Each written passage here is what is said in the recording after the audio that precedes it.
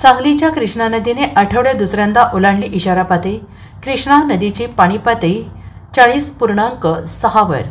सांगलीच्या कृष्णा नदीने 8 दिवसात दुसऱ्यांदा इशारा पातळी ओलांडली आहे। आज दुपारी 3च्या सुमारास सांगलीच्या कृष्णा नदीची पाणी पातळी ही 40.6 वर पोहोचली आहे। 2 दिवसात 37 वरून 40 फुटांवर कृष्णा पोहोचली आहे। कृष्णा नदीची इशारा पातळी ही 40 वर आहे तर धोका पातळी 45 आहे।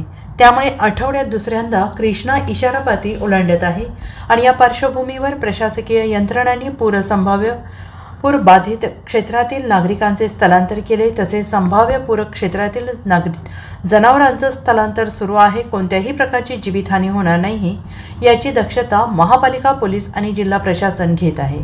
Bureau report, SBN Marathi, Sangli.